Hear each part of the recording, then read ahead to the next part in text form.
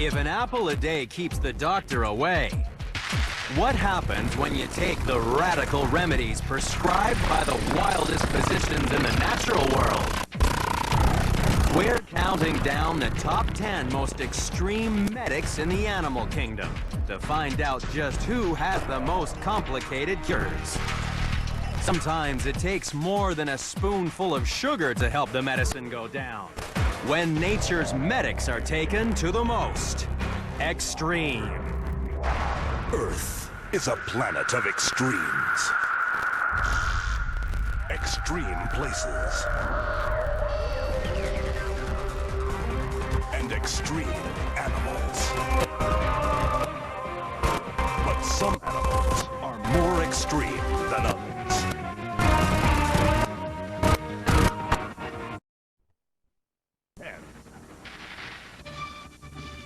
When we get sick, we like to think that the doctor will have some kind of pill to make us feel better. Perhaps that's why nearly half of all Americans are routinely taking some kind of prescription drug. And each year, they'll spend more than $200 billion for their medicines. However, some animals get their medical treatment for free, and their cures can be surprisingly complicated. In fact, we could learn a lot from animal physicians, especially back in the Middle Ages, when the average person was expected to live a mere 33 years. Back then, people knew nothing about sanitation or bacterial infection and had few weapons to fight disease. And when your hygiene is as bad as your table manners, you can get very sick indeed, unless the medic at number 10 in the countdown. It lives in the forests of South America.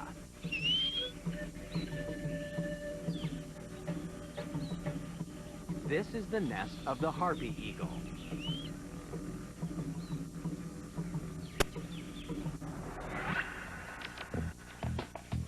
It's one of the world's most powerful birds of prey, but its chick is vulnerable, especially since it spends 6 months sitting in a pile of rotting leftovers.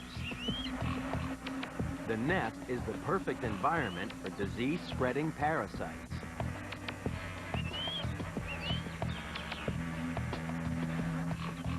But these birds have found a way to reduce the risk of illness.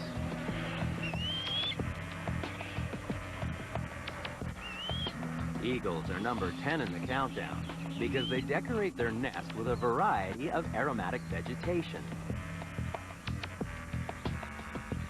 The leaves contain potent oils that are part of the plant's natural defense system to deter hungry insects from feeding on the foliage. Some researchers believe that eagles also use the leaves as bug busters. The aromatic oils are equally effective against parasitic flies, ticks, and mites, which is why local people use the same leaves as insect repellents in their homes. If you know where to look, the forest is full of plants with medicinal properties. In fact, just walking through the woods may be good for your health. Researchers discovered that diabetic patients' blood sugar dropped to healthier levels after walking through a forest. In Japan, they call the effect shirin-yoku, or wood air breathing. So what is it about wood air breathing that makes us feel better? Scientists working in California's Sierra Nevada mountain range identified 120 chemical compounds in the mountain forest air. Some of the most abundant were monoterpenes, released from the resin of pine trees. Aromatherapists use purified monoterpenes in essential oils because they're said to be good for respiratory problems like asthma and bronchitis. So perhaps the next time you feel a cold coming on, instead of popping a pill, you should take a walk in the woods and sniff a pine tree.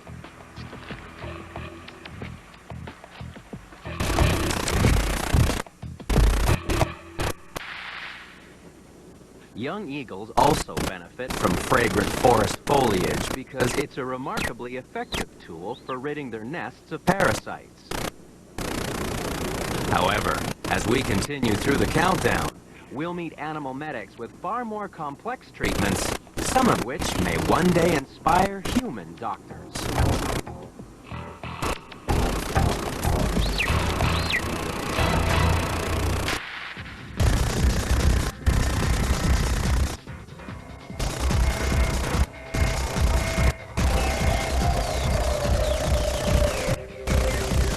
Number 9. This is the world's deadliest animal.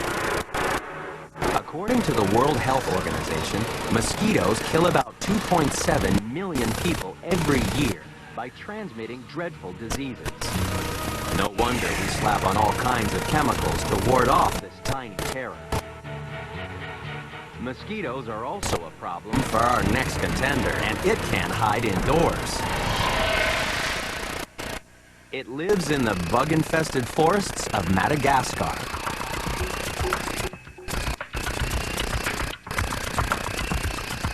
This is a black lemur. Just like the eagle, it makes its own insect repellent. But instead of using pungent plants for protection, the lemur goes in search of a bug. Few animals go near a millipede because it has a noxious defense mechanism. When provoked, it will roll up into a ball and release a spray of poisonous chemicals. In one species, chambers along the side of the body produce the deadly gas hydrogen cyanide.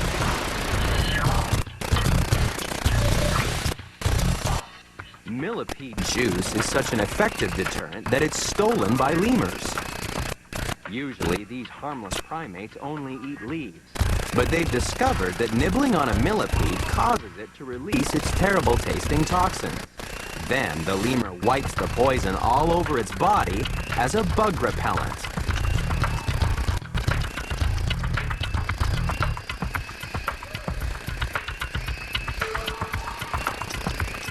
That's why a millipede a day keeps the mosquito away.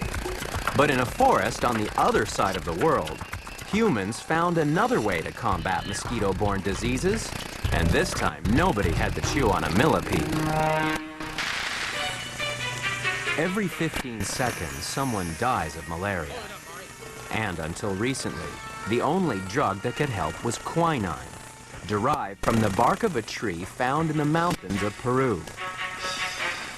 By killing the malaria parasite in red blood cells and alleviating fever, quinine was the single most effective malarial treatment for nearly 300 years.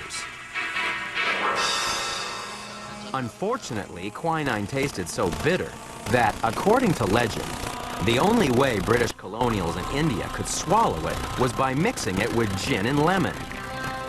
This became a tonic against malaria.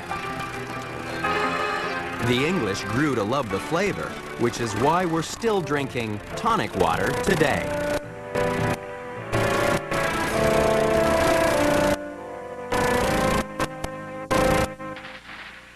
A millipede's also a tonic against mosquitoes. But at least the lemur doesn't have to swallow the noxious juices. Simply wiping the bug over its fur gives it all the protection it needs.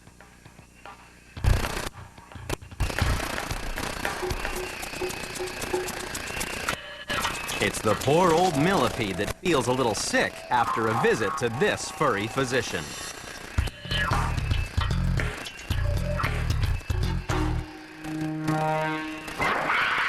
While our last two animal medics have taken aromatherapy to the extreme in their fight against bugs, coming up, we meet a hungry herbalist that's outstanding in its field.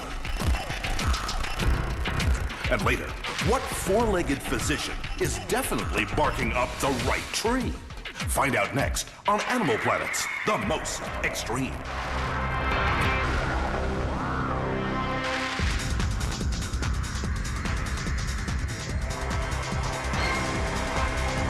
Number 8. Our countdown of the most extreme animal medics continues down on the farm.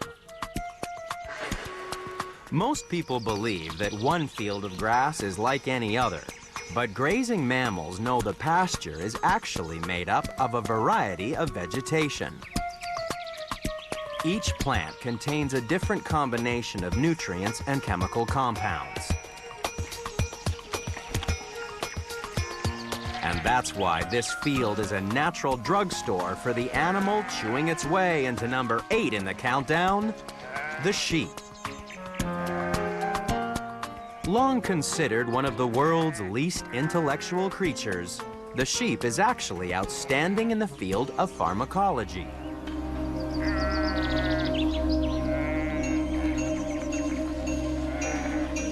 Australian scientists suggest sheep may self-medicate by eating particular plants to remedy various ailments. Experiments show that sheep naturally infected with parasitic worms will select plants that act as a cleansing purgative. Clover, for example, contains high levels of defensive compounds called tannins that deter hungry insects. Research shows that when sheep eat lots of clover, they have fewer internal parasites.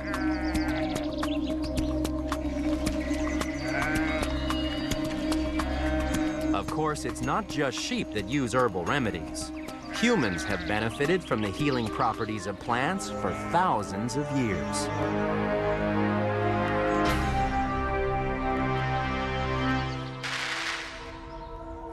It's estimated that more than 80,000 species of plant have medicinal properties, and some can be found in your backyard. According to Californian herbalist Amanda McQuaid Crawford, it's easy to make a very simple remedy for colds and flu.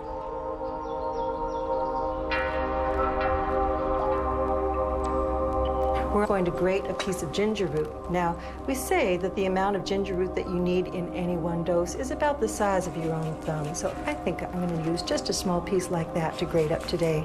And ginger root is not only full of gingerol and shegol and all kinds of wonderful essential oils, it's a great anti-inflammatory. Now, licorice root, these small pieces are going to deliver all of their antibacterial and their antiviral and anti-inflammatory properties. Peppermint has menthol and essential oils that give it a wonderful freshness, and it smells and tastes pretty good to most people. Close this up, and these dried leaves and that grated ginger root are going to swell up a little bit in our water. There's peppermint leaf and licorice root and ginger root, and together the three of them make a fabulous tasting tea. Smells good. Oh, that's delicious. According to the World Health Organization, plants are the primary form of medicine for up to 80% of the world's population and many animals. I was visiting friends when I was lecturing in the Pacific Northwest in Canada, and their very elderly dog was chewing on their willow tree, and they tried everything to stop him. And when our hosts were asking us why this might be, we explained, well, it's the original source willow bark of the anti-inflammatory compounds that we know as aspirin. And so this is a dog that knew very well that when the cold, wet, rainy season was coming on, he needed to chew some willow bark and get some anti-inflammatories and ease up those poor old hips and allow him to walk around the backyard in some peace. And it's not just old dogs that are learning new tricks, as these woolly medics also seem to be able to sniff out herbal remedies in the plants around them. Who knows? Perhaps one day farmers could save a fortune in pharmaceuticals simply by planting a variety of different herbs in their fields for self-medicating sheep.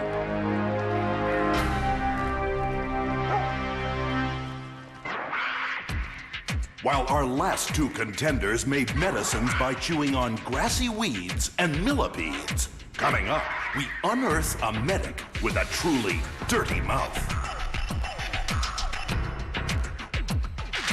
And later, we stop horsing around and go in search of crystals that cure. That's coming up on Animal Planet's The Most Extreme.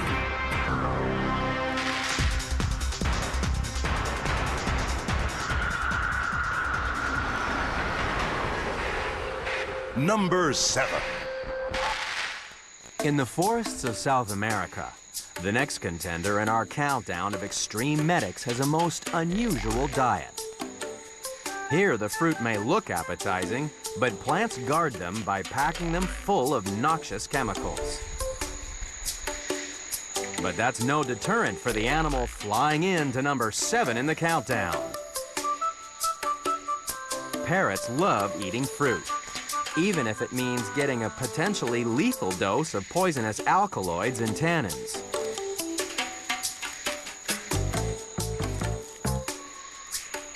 They're number 7 in the countdown because one species has found a cure for its stomachache.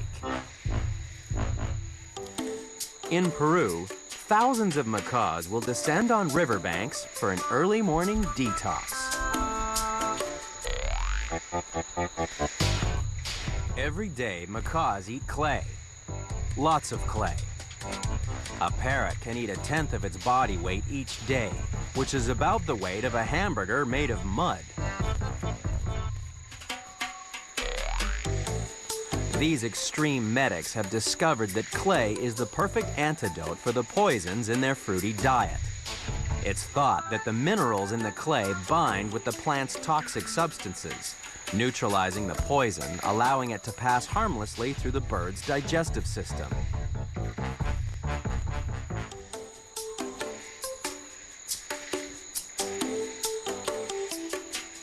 But don't go thinking that eating clay is just for the birds. Some humans also like a teaspoon of clay a day. The theory is that just like the macaw, when this special bentonite clay passes through our body, it absorbs impurities like heavy metals and pesticides that we're exposed to every day. Some people also believe that there are therapeutic powers in other minerals. And luckily, you don't have to swallow them.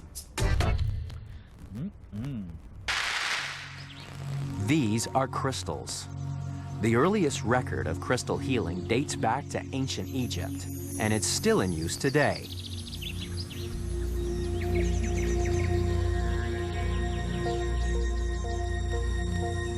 Curtis Lang from the Satya Center in New York and Jane Sherry use crystals to heal both humans and horses like Maddie.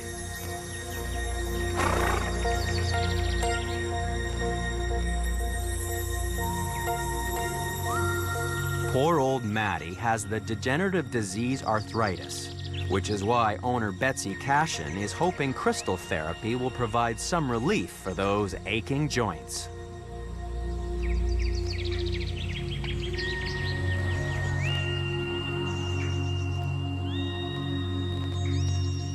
Crystal healing has been known to cultures around the world for millennia, and involves primarily the fact that crystals, they have certain properties of storing, amplifying, and transmitting energy. And then that energy can be transferred by the healer to the person or the animal who needs healing. And that stimulates their immune system and helps them to heal themselves.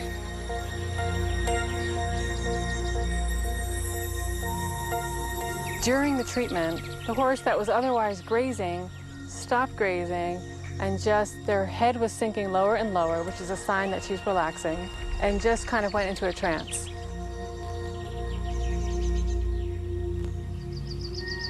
When she sticks out her tongue, it's kind of a relaxing sign for a horse. So it's nice to see she's doing that while she's getting this treatment. Yeah, she's relaxed now. That's an improvement in itself, right? Okay, so let's Can we finish it? Let's finish up. We'll smooth out her aura. Let her just relax for a minute. She looks like she's Okay. ready to relax.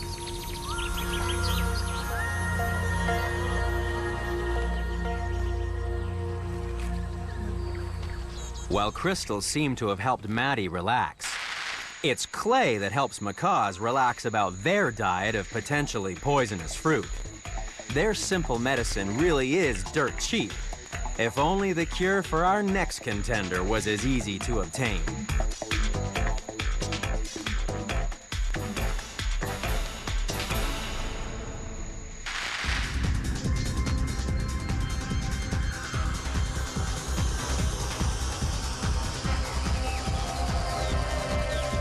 Number 6. This is the red colobus monkey. It loves eating the leaves of almond and mango trees because they're full of protein. The only trouble is they're also packed full of toxic compounds called phenols. The red colobus monkey is number 6 in the countdown because, just like the macaw, it's discovered an antidote to the poison. The tricky part is stealing it from humans.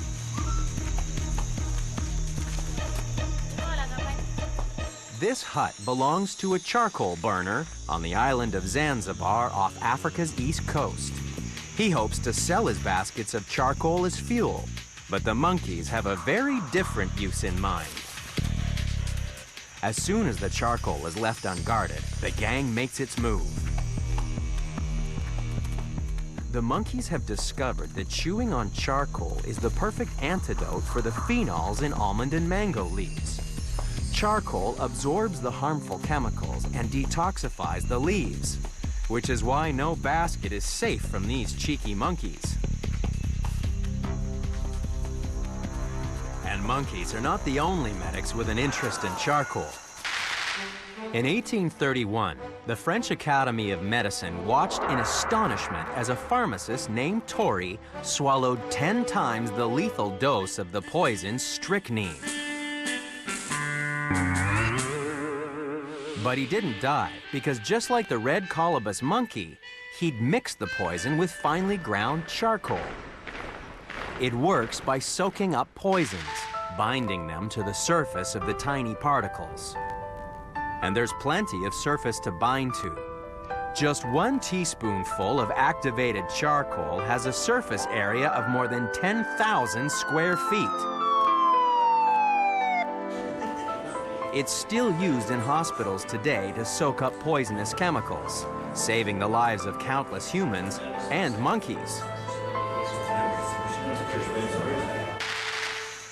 Stealing this medicine does have one side effect. It does terrible things to the blood pressure of the charcoal seller.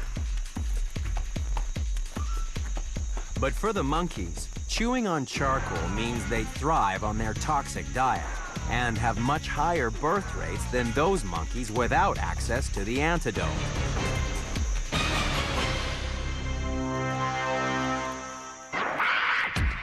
So far, we've seen cures of charcoal and clay.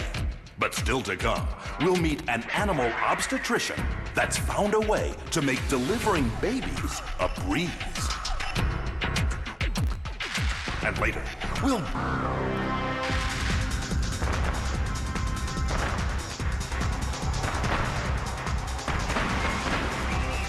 Number 5. Having a baby can be a jumbo-sized problem when you're the largest land animal on the planet, the elephant. It's pregnant for 660 days. That's 22 months. How would you like to give birth to something that weighs an eye-watering 260 pounds? Perhaps it's no surprise that a female elephant may go in search of drugs to ease her labor pain. A researcher in East Africa followed a pregnant elephant for more than a year. Usually, she'd walk about 3 miles a day and eat a strictly uniform diet.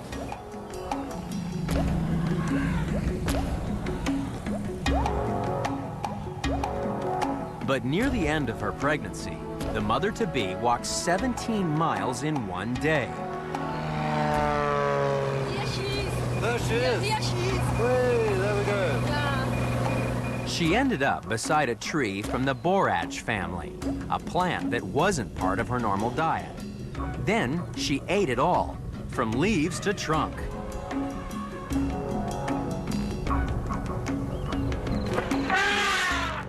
4 days later, she gave birth to a healthy calf.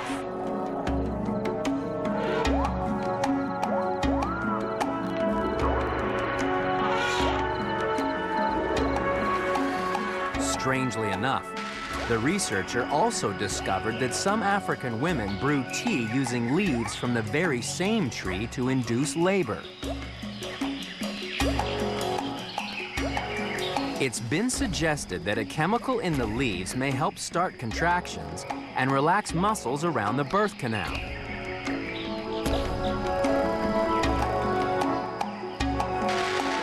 Of course, if we were pregnant for 22 months, we'd probably walk far more than 17 miles to find something to help ease labor pains.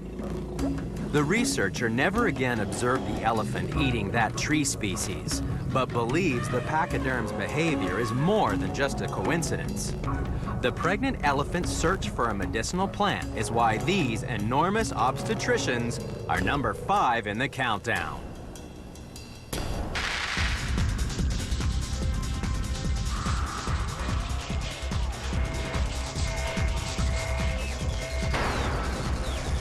Number 4.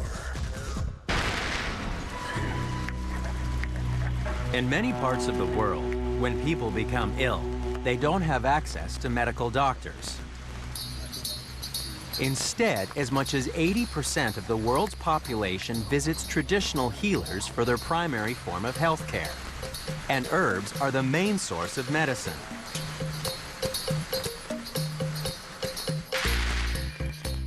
In tropical Africa, people use more than 4,000 plants for medicinal purposes.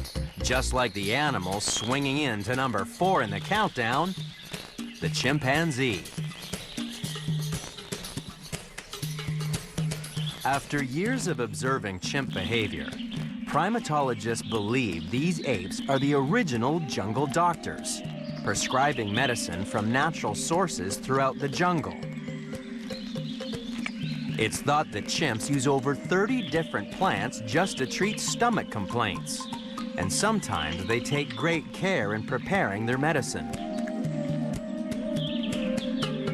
These chimps are dosing themselves with leaves from the Aspilia plant.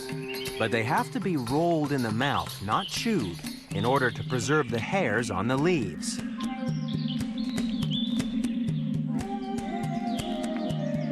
Then they swallow the little green pill. Once in the digestive system, the hairy leaves unroll and trap parasitic worms, sweeping them out of the chimp's intestines. Another useful plant normally shunned as a food source is the mjonso tree. It seems chewing on the bitter bark is how chimps cure diarrhea. When researchers analyzed the mjonso tree's juices, they discovered 13 previously unknown substances with antibacterial, antiparasitic, and even anti-tumor properties. The plant's also valued by African locals because it has more than 25 medicinal uses. But chimpanzees also know how to look after their emotional health. They spend a quarter of their waking hours grooming each other. Not only does this cleaning behavior get rid of parasites like ticks and fleas, it also relaxes muscles, lowers blood pressure, and slows the heart rate. The same principle applies to humans when they stroke the fur of a very different animal. Today, the residents of the Somerville Retirement Home in Riverside, California, have a very special visitor. Hi, how are you ladies and gentlemen doing today? Oh, you are well. Great. Meet Zodiac the llama and his owner, Mary Ann Baker. They're here because research has shown that animals, even unusual animals like a llama, can make former pet owners less lonely. And the simple act of stroking an animal can reduce heart rate and blood pressure. Right there. Here you go, sweetheart. Really thick. Very thick. Wow. Soft. It is soft, That's isn't really it? something. Yeah. Oh, he's going to give you a kiss. Yeah? I think so. Well, I'm not ready for one right now. All right. I'm not ready for one right now. One residential home using this animal-assisted therapy reported a 15% lower mortality rate in a 5-year period. Oh, you fella. Yeah. Yeah. They like their neck rubbed. Oh, they do? Yeah, they like that. Making physical contact is a simple form of improving the health of all kinds of social animals, even chimpanzees. Physical contact is the glue that holds the group together and provides them with extended, relaxing, friendly social contact. If only our next contender was as chilled out as these friendly physicians.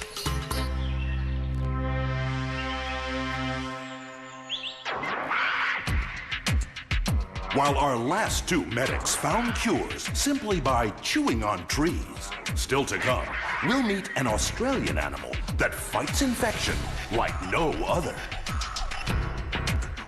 And later, we uncover a messy desk that led to a medical breakthrough.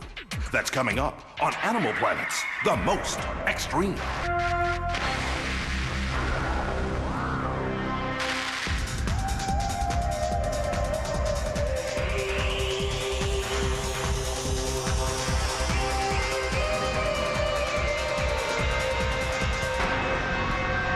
Number 3.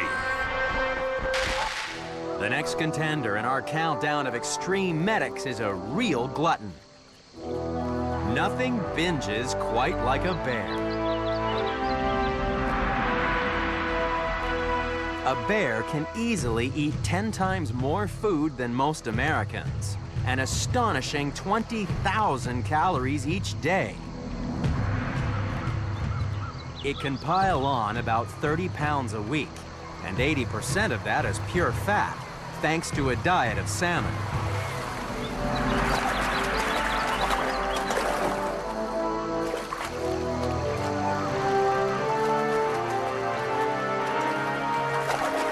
Bears need vast stores of body fat to see them through the winter, because they won't eat, drink, or go to the bathroom for up to 6 months.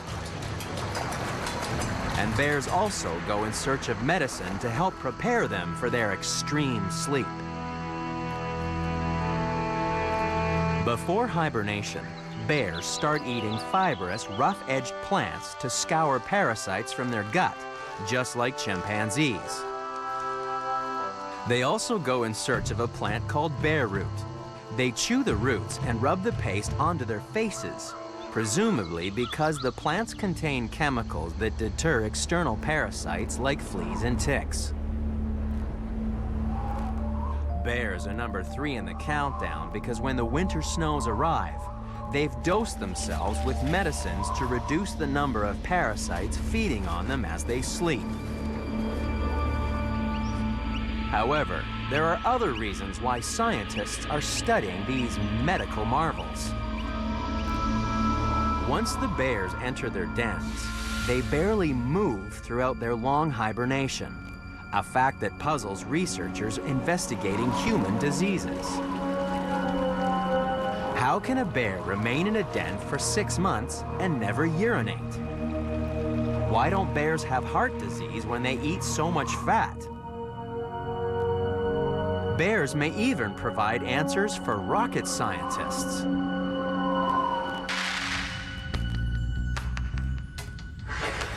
In zero gravity, astronauts can lose up to 2% of their bone mass a month. That's several times more than is lost by patients with osteoporosis, a disease in which the bones become porous and easily break. This will be a big problem for anybody attempting the 3-month journey to Mars. So it's no wonder that doctors are turning to hibernating bears for help. They spend 6 months barely moving, and yet show no signs of osteoporosis. When scientists monitored markers of bone metabolism in the blood of 5 bears, they discovered that during hibernation, there was no weakening or thinning because the bear's bone production remained constant. This could be because when bears are hibernating, they don't go to the bathroom, so they can't expel excess calcium. The logical place to put it is back into the bones. Unfortunately, humans are not very good at recycling calcium. That's why researchers are working out the structural differences between human and bear hormones.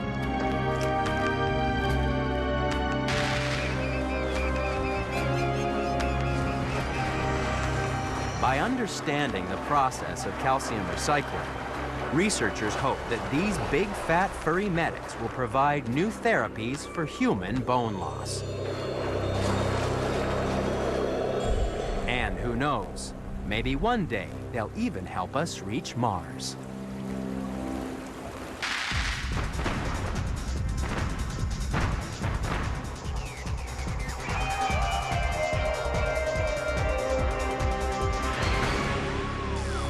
Number 2.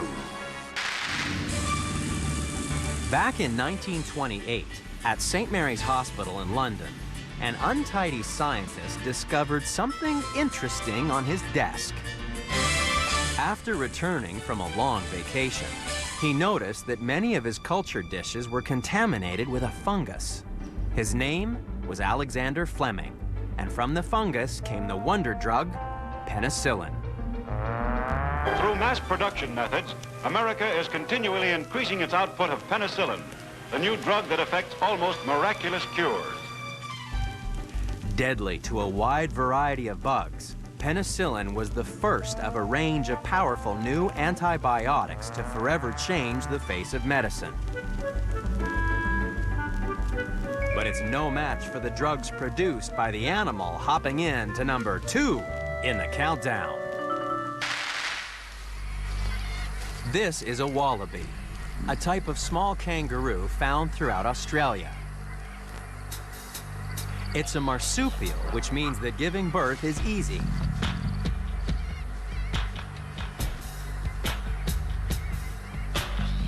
The female delivers an embryo about the size of a baked bean.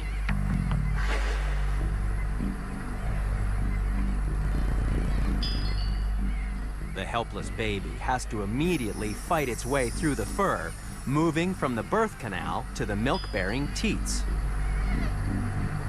It takes the newborn Joey 100 days to develop its immune system, and yet it's able to fight off bacterial infections. Eager to find out how the Joey survives, researchers took a closer look at the mother's life-saving milk. They discovered the milk contains an antibiotic that is 100 times more effective than penicillin at killing many harmful bacteria. And it's hoped that one day this potent antibiotic may also become a human lifesaver, because even hospitals have become virulent war zones. There was a time that, thanks to penicillin, doctors believed the battle against infection was over. But then the bugs fought back. Inappropriate prescribing and overuse of antibiotics led to the formation of drug-resistant superbugs. And that's where the wallaby comes in. Scientists hope that the unique antimicrobial in wallaby milk can one day be used in hospitals to fight deadly antibiotic-resistant bacteria. That's how this furry Australian may soon be helping to save lives around the world.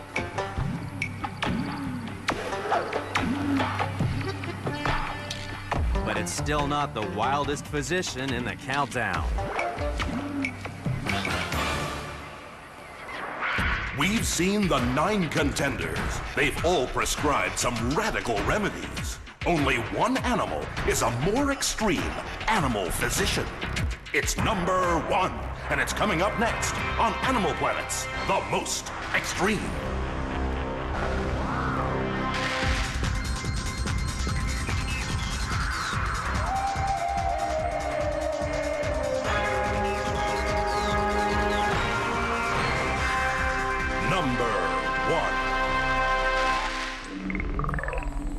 Our search for the most extreme medic in the countdown finishes in the wetlands of America. Here you can find a relative of the frog called a salamander. These juveniles are entirely aquatic. But eventually they'll lose the gills on either side of their head and leave the water.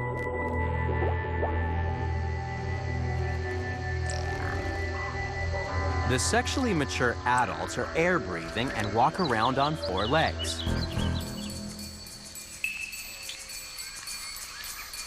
However, across the border in Mexico, there's a type of salamander that never grows up.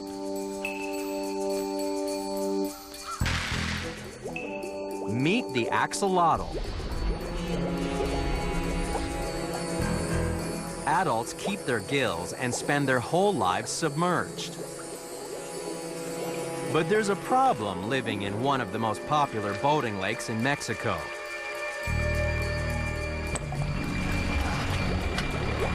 All those propellers can cause some nasty accidents.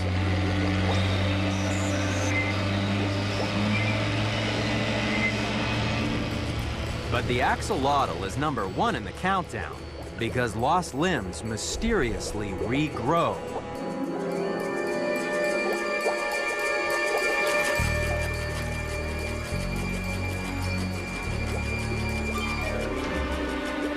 It can take just 3 months to replace a severed leg. Scientists are hard at work trying to uncover the secrets of the axolotl's amazing healing powers. So, if disaster strikes, perhaps one day we too will be able to grow a whole new arm or leg.